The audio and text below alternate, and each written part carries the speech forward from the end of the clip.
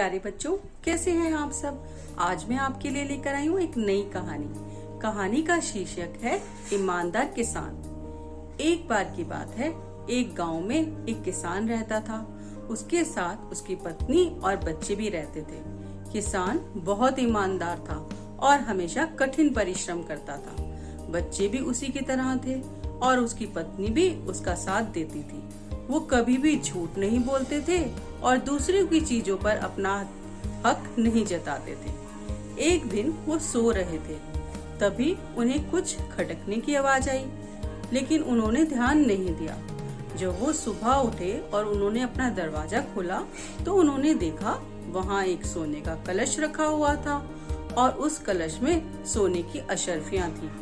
वो उसे लेकर कमरे में ले आए और देखने लगे। उन्होंने देखा कलश तो पूरा अशर्फियों से भरा हुआ था। वो बहुत हैरान थे कि हमारे घर के बाहर कलश कौन रख कर चला गया होगा। उन्होंने इधर उधर भी देखा, लेकिन कुछ समझ में नहीं आया। जब उन्हें कुछ समझ में नहीं आया तो वो जो किसान था वो उस कलश को लेकर राजा के पास पहुंच गया और उसने राजा से कहा कि ये कलश मुझे अपने घर के बाहर मिला है। राजा बहुत हैरान था कि इतना बड़ा कलश पाकर भी ये मुझे देने आ गया। राजा ने किसान से कहा कि तुम चाहते तो इस कलश को रख भी सकते थे। किसान ने कहा, नहीं, भगवान ने मुझे जितना दिया है मैं उतने में खुश हूँ। मैं अपने कठिन परिश्रम पर विश्वास रखता हूँ और उसी से जो अर्जित होता है उसी से मैं अपने घर का खर्च चलाता हूँ। जब ये कलश मेरा है ही नहीं तो इस पर मैं अपना हक नहीं रख सकता, इसीलिए ये राज्य की अमानत है और मैं आपको ही देने लाया हूँ। राजा उसकी ईमानदारी पर बहुत खुश हुआ और खुश होने की वजह से वो उसे कुछ अशर्फियां देने लगा, मगर किसान ने साफ मना कर दिया कि मैं इन अशर्फियों को नहीं लूंगा, क्योंकि इसमें मेरा कोई हक नहीं है। इसके लिए मैंने कोई परिश्रम भी नहीं किया। ये तो राज्य का है, राज्य के लिए ही लगना चाहिए। राजा को अब कुछ समझ नहीं आ रहा था। उसने कहा कि मुझे कुछ न कुछ ईमानदारी के बदले में देना ही चाहिए। तो उसने उस किसान से कहा, तुम मांगो, तुम क्या मांगते हो?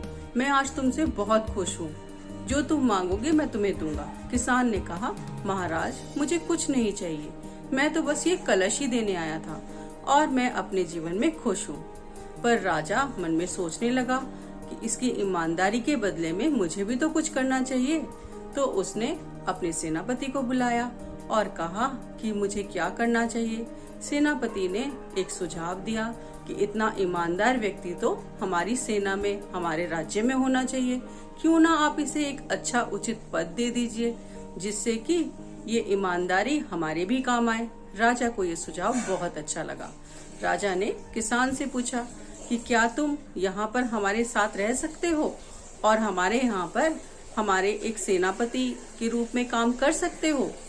जो किसान था उसने कहा, हाँ महाराज, मैं किसी पद को तो ले सकता हूँ, क्योंकि वहाँ पर भी मैं कठिन परिश्रम करूँगा और सच बोलूँगा और उसके बदले में जो मुझे वेतन मिलेगा उसे मैं लेकर अपना गुजारा कर सकता हूँ और मैं अपनी खेती का काम भी साथ साथ में कर सकता हूँ। राजा को ये बात बहुत अच्छी लगी और राजा ने उसे अपना दूसरा सेनापति नियुक्त कर दिया और वो किसान और उसका परिवार खुशी खुशी रहने लगे। तो इस तरह से किसान को अपनी ईमानदारी के बदले में एक उचित पद मिल गया।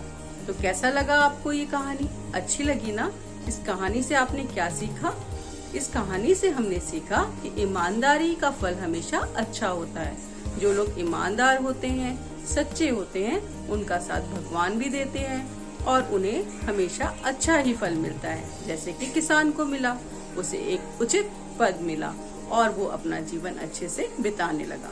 तो अब ये कहानी भी आप अपने छोटे बहन भाइयों को सुनाइएगा और दोस्तों को सुनाइएगा और शिक्षा भी जरूर बताइएगा। Bye bye everyone.